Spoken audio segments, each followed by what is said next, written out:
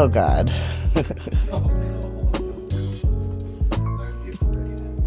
Be afraid. Be very afraid. All right. Let's, good morning. Good morning. Good morning. How many cups of coffee you had so far? This is my second. Second. This microphone here just has to be somewhere in the general vicinity. Right. Okay. Let's see what we've got going on. Ooh, my hair looks fuzzy today. What's with all the naked chicks up there? Oh, it's art. It's art. My friend is a photographer. He went you told me about Paris. him, but I'm just like, Don't let it distract you. Don't let it distract you. Yes, we have. It's not naked chicks. It's art. Look at the. All right, whatever. Good morning, Suzie. Suzie. Good morning, Stuart. So welcome to the Movee Media podcast. Thank you. Thank you for having me. On this podcast, we interview interesting people that we come across in the course of doing our work, and we came across you. Uh-oh. Yes, indeed. So fill the people in. How do we know each other, and what are we doing together? Well, we work together in the same office space. Not together, but in the same office space. And, yeah. You work for Songs. I work Songs for Survivors. No. So that's for David. Of Survivors. David is the founder of Songs of Survivors, and it's a pet peeve of his when people say Songs for Survivors. So you just overheard my phone call. I did, yes. I want to annoy him as much as possible. I got you. So yeah, we're working in the same office together, and so I've got to know you over the last couple of weeks. You have a fantastic sense of humor, and you also have a hell of a life story. You're an author. Yes. Go. Go. How did you become an author, and what's your genre? It's just picture I books write for kids, over isn't it? multiple genres, which is kind of unusual. Most authors like to stick in the same genre. But I write books about serial killers. And that's a really dark space to live in. Because when you do what I do, you see all the crime scene photos. You go to the places where they were killed. You meet their families. It can really just bring you down. Give me some of the stories, the highlights. Who are some of the serial killers you've written about? I have written about Derek Todd Lee, the Baton Rouge serial killer. Sean Vincent Gillis, who was also a Baton Rouge serial killer. And really sick dude. And the Zodiac Killer. And currently I am working on Nathaniel Code. I'm writing that with a Louisiana Supreme Court Justice. Oh, cool. And he's out of Shreveport. So did you kind of fall into the genre, or are you like twisted and weird like that? I'm twisted and weird, Stuart. Yeah. A little bit. We all are a little bit, aren't we? But no, I didn't grow up wanting to write books about serial killers. I was the managing editor of City Social Magazine here in Baton Rouge. Yeah. And I had done a story on at the time, assistant district attorney, now he's district attorney, Tony Clayton in West Baton Rouge. And he loved the story I did on him. And so he gave me an exclusive, me and my co-author, Sue Israel, on the Derek Todd Lee trial. Okay. So I sat through that trial. And then I interviewed him. And during the course of that interview, he was like, you know, all these famous authors are calling me up wanting to write this book with me, and I don't know who to trust. And I raised my hand. So you had he liked your article, so he knew you got your head around the story and you could do a good job explaining it. And so you kind of, so it arrived at your door, and you seized on the opportunity and wrote yourself your first serial killer book. Well, I tell you, it was one of the hardest things I've ever done in my life on many, many, many levels. Like the research that you have to do for something like this takes me a year. And it's, you know, you have to interview the police and all of the, you know, attorneys and everybody, the families of the victims, everybody involved in the case. And so it's a whole lot of research. It's also really rough mentally. And about halfway through the Derek Todd Lee book, I was single at the time. I write at night. Yeah. So I'm dealing with all this stuff single in the middle of the night in my house, which is where he, you know, went and got all of his victims. And so I got to a point where I'm like, I was having nightmares. I don't know why I'm doing this. And one of the victims, Pam Kinnemore, her mother was working with me. And help keep me up to speed. So which serial killer are we talking about right now? Derek Todd Lee. Derek Todd Lee. Yes. And his victim was? Pam Kinnemore. Okay. And her mother was Lynn Marino, and she was working with me, you know, helping me. And I called her and I said, Lynn, I don't know why I'm doing this. And she said, you're doing this for me. And I'm like, what? She said, I want everybody to know how beautiful my daughter was and what a monster that man was. So you're doing this for me. And that kind of gave me a purpose to keep going. Yeah. And then one led to the next, to the next, to the next. But I also write inspirational at the same time because you can't live in that space. Why have I not? Why have I not been shown some of your inspirational stuff? I'm actually very interested in reading the inspirational stuff that is spawned from serial killer stories. Well, they're not spawned. I mean, is it like you've got to have like, and you've got to have? It's like if you work hard, you've got to play hard, right? That's how you balance it. Is that what you're? Yeah, absolutely. You know, like I'm living in this dark space, so I need to find good. Sure. And to keep my own equilibrium balanced. And so that's why I do an inspirational book at the same time. Like right now, I'm writing the Nathaniel Code book. I'm also writing David St. Remain's book, which will be very inspirational. Very cool. You know. Any behind the scenes, any advanced stuff that nobody else knows you can tell me right here on the Movie Media podcast about David St. Remain? I could tell you everything in the world about David St. Remain, but you know what? I'm just not going to do I'm that a today. professional. I'm a professional. What do you think after being in so many of these stories about serial killers and stuff? So, like, everyone goes through, like, the World War II Hitler obsession, right? At least dudes do. Do girls go through that too? Yeah, absolutely. As a matter of fact, whenever I go speak all over the place. Yeah. 95% of my audience is women. So I guess, like, what do you think that's about? Where do you think because we all have it. We all go through that phase where we're just fascinated with this, like with true crime and with serial killers and with Hitler and all that kind of stuff. Well, you know why? I'll tell you. It's because we all think a certain way. You know, there's right, there's wrong, there's good, there's evil, blah, blah, blah. And we can't understand how somebody could do this. And so it's the psychology of it that's fascinating. It's like, what makes this person able to go kill, like I have in the book, Derek Tudley, it's 17 women, you know, grab them in their homes or kill them in their homes, break into their homes, stalk them. What makes somebody do that? And that's, I think, what the fascination is the psychology of the whole thing. Like how... What a piece of crap. And what's interesting to me is not only can they go do that, and I mean, these were some horrific killings, but then they can go home to their wife and act normal and have their own life. That sounds bizarre. It is bizarre. It's crazy.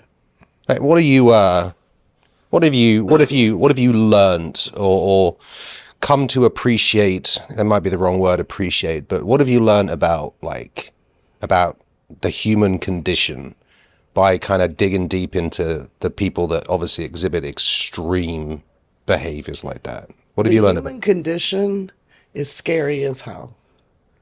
It really is. And what do you mean? It is. It's like, you know, the fact that people have no empathy and no compassion for other people, I mean, that's just scary. And, you know, we think it's getting worse.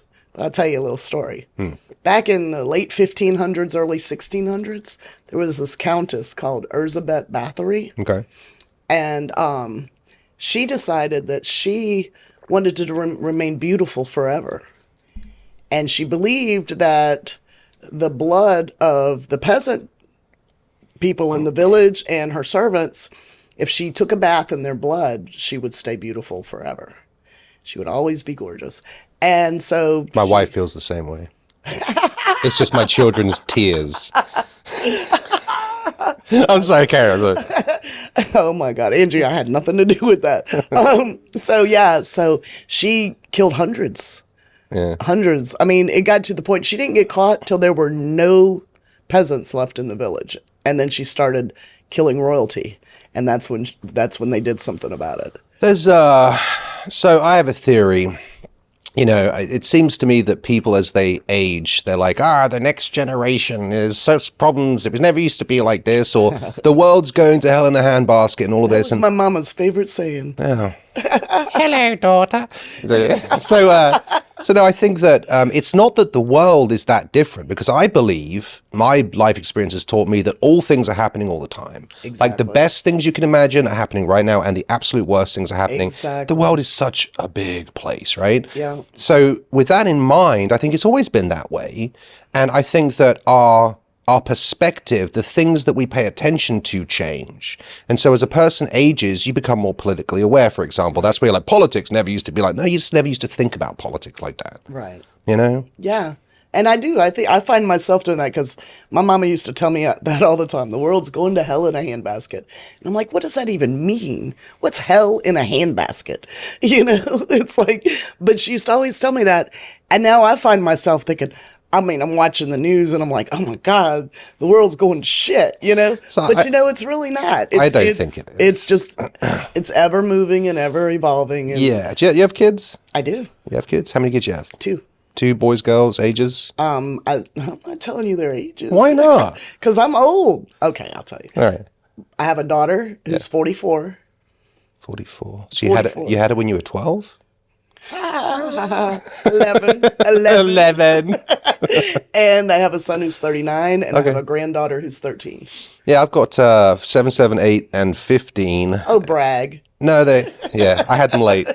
And I'm going to be one of those, you want to play baseball, Dad? No, my arm hurts. Anyway, I watch them and I try to remember when they're being kids and they're doing, you can't help it as an adult. You're like, it never used to be like this, cell phones or whatever.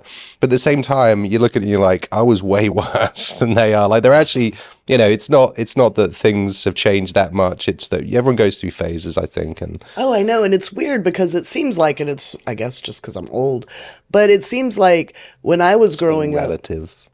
Thank you, Stuart. You're welcome. When I was growing up, it was like, we were like more mature. Like we were not than the kids at the same age are nowadays, but I don't think it was that. Blissfully ignorant. I think it was the drugs. Maybe a little bit. We all go through our phases. But, I grew up in the 60s and 70s. And it was like, but I look at my granddaughter and she's 13 and she seems so young to me, and she's just really school focused and she's into drama. So she does a lot of plays and stuff. And it's like, man, when I was 13. So speaking about kids and development and stuff, so you mentioned these serial killers you write about that you kind of go back into their past. Like, I mean, everyone's different, but yes. Trends is what I'm interested in, right? Trends. So like, is there a point where like these people snap and then start being psychos, or are they born that way, or what do you think, like, what triggers it? It's very interesting that most serial killers don't start killing. Young people kill, but serial killers, most of them, not all of them, but most of them, don't start killing till they're in their 20s and 30s. I always found that interesting. And do you have any thoughts on why? Well, there's several things that I think contribute. There's theories, the nature versus nurture theory, where, you have to have a gene of psychosis and an environment, an unloving environment as a child, a traumatic environment, dysfunctional.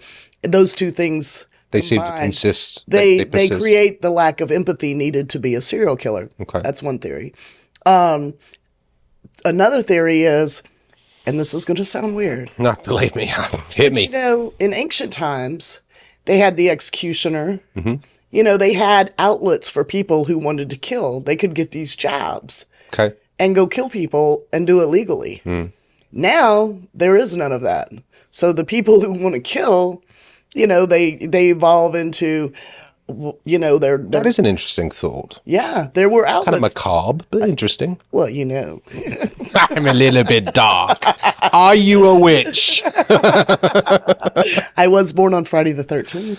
Wow. Yeah. I don't know what that means. I'm not superstitious, but... Yeah, it's supposed to be a very superstitiously unlucky day. So people have... if you hit the mic, it's a really loud sound. It's fine. So we have... Yeah, my son went through a phase. He was watching all those serial killer documentaries on TV, and my wife was like, and I was like, it's a phase. He's grown out of it. Oh, let me tell you, my granddaughter, Yeah. she's a writer too. And she's always asking to read my serial killer books. And it's like, not till you're 18. They're that bad? I have grown people, Like they will like leave you disturbed? Yeah. Well, scared. You could go look on Amazon and read the reviews of that book. Women are writing, you made me lock my doors at night, or I kept having to put this book down. It scared me so much. So I got a couple of author friends, and I really enjoy reading books in general because, if it's nonfiction, it's the most succinct, polished delivery of a theory, of a message, of a whatever. It's a good way to learn is to read a book. But the true life stuff, the nonfiction stuff, that historical, all that stuff, like when you see it spelt out, because I think at least from my perspective, the interest is in how does that happen? But I guess it sounds like your stories hold your hand at the beginning and walk you through all of the details. Yeah, and when you see it that way, it's like that's how it happens, and it becomes back real. to back hitting you in the face, with all of these. Because here's the deal. I'm not a person who can even watch like CSI. I don't like, it's like. You didn't watch any of that? Well, I watch Law and Order, but Who doesn't? Yeah, but it's like anything gory, scary, I don't watch it, So I'm the last person in the world that should be doing what I'm doing. And I guess that's why it affects me. But yeah, so describing it, like I have the pictures in front of me. I have what everybody's told me, and I have what's in the court transcripts and everything. And so when you're reading this, you're reading one, and then you're reading another one. And I like to get the reader invested. Like, I don't just talk about the murders like most true crime authors. I talk about the women's lives that have been killed. And, I want my reader to feel what happened to them, not just feel the person. Right. Not just, gorge on the serial killer stuff, That's crazy. What are the names of your books in case people want to go freak themselves out? Oh, they're in my office. I'll forget to bring them up here. Let's see. I've Been Watching You. The South Louisiana Serial Killer. That's Derek Todd Lee. And even the cover. I have people tell me, cover of this book, I have to just turn it over. I can't look at the cover because it is actually Derek Todd Lee's mugshot coming out of a black. It's pretty creepy. And then there's, of course, my favorite titled book, Dismembered. It's not really my favorite. What's that about? Sean Vincent Gillis. And that tells you everything you need to know about Sean Vincent Gillis. Yeah. Let me tell you, when I was in college, a friend of mine gave me Jeffrey Dahmer's Confession. I started reading it, started having nightmares, put it down, never picked it up again, till I started working on Sean Gillis and started seeing the parallels. He was, oh my gosh, so sick. But anyway, so there's Dismembered. There's The Most Dangerous Animal of All, about the Zodiac Killer. There is Rock Bottom and Back. What's Rock Bottom and Back about? Inspirational.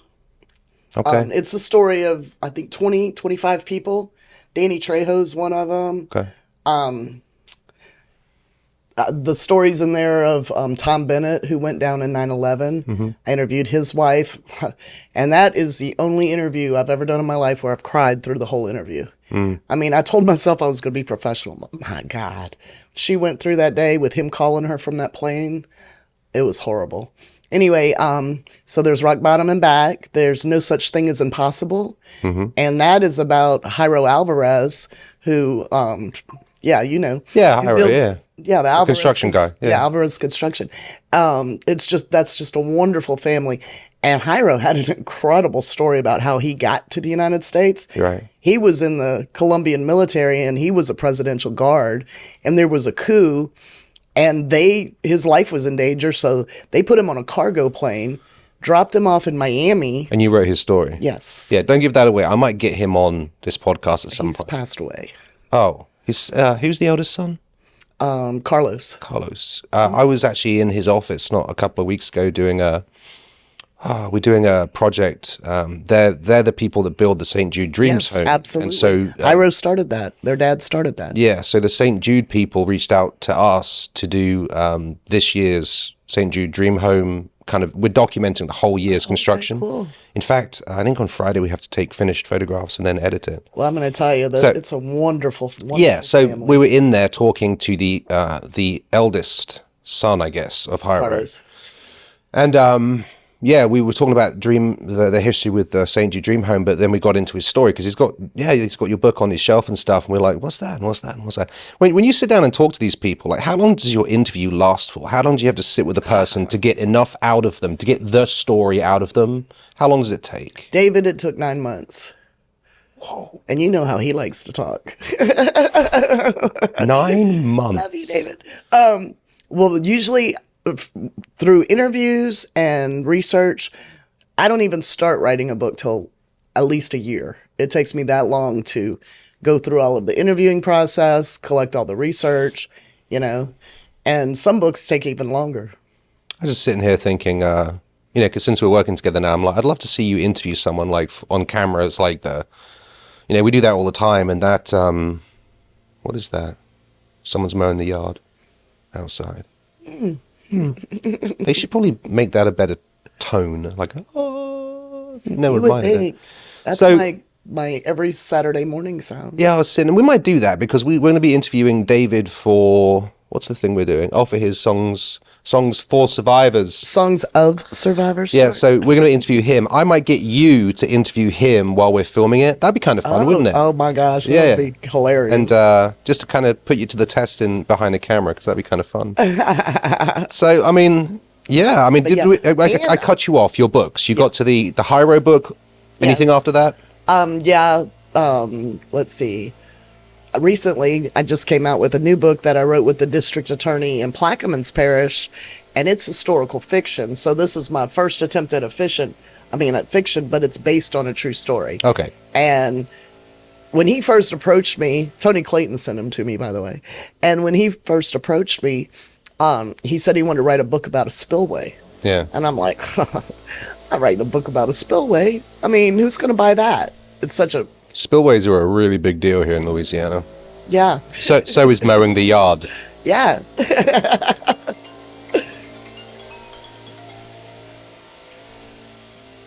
I'll take that later. I don't know. Go ahead, Stuart. No, that's fine. It's just a friend of mine. Well, anyway, so, but when he told me the story of what happened Yeah. down in Plaquemines Parish on the east bank of the river in the 1920s, there's a whole big population of people down there, Croatians and Germans and French and African Americans and Caucasians, and they all lived together in harmony. They survived the hurricanes and the floods together. It's town after town. That'll bring a village. community together right there. Oh yeah, and it's town after town, village after village, and then they started finding oil around salt domes in Texas and money. West Louisiana. Yep. And there was a huge salt dome coming out of the river down there by a town that was called Nestor. And apparently somebody in politics got wind of it. And all of a sudden the Orleans Levee District decided that they needed to build a spillway 50 miles south of New Orleans to protect New Orleans from a river that runs north to south. And so what they did was they got it passed through the legislature, and they went in there and they expropriated all of the land and put in a natural spillway. Well, all of these people were forced off of their land. They didn't want to leave. And so this is their story. This is the story of those people who were forced off their land for a spillway that 5 years later they realized it wasn't going to work and built the Bonnie Carey Spillway. But that area was, close to the Delta, most fertile area in the country. And now it's just wasteland because every year the river rises and floods everything over. When and does over. that book come out? That book just came out. Just came out. And it's It's called called Blood Moon Over Bohemia. Blood Moon Over Bohemia. And that was what that area was called because where they expropriated the land started at the Bohemia Plantation and went down all the way to the sea. And they wiped away a whole population of people. What? And- So what is your general? What is your orientation towards people generally after delving deep into like weird serial killer stuff and political corruption and and then writing inspirational stuff that is the balance? What's your general take on humanity after all of that experience? Well, here's the deal. It sucks. Humanity. For the most part. Yeah. Do you think that decency and good people are the exception, or do you think? No, I think there's probably a balance. Yeah. There's a lot of bad people in this world, but I always look for good. And I know so many good people like you and David. How'd you like that? But With Songs for Survivors. And like you, I mean, I watch David help somebody every day of his life, you know? And so being around, and what we do with Songs of Survivors, helping military veterans, it's incredible.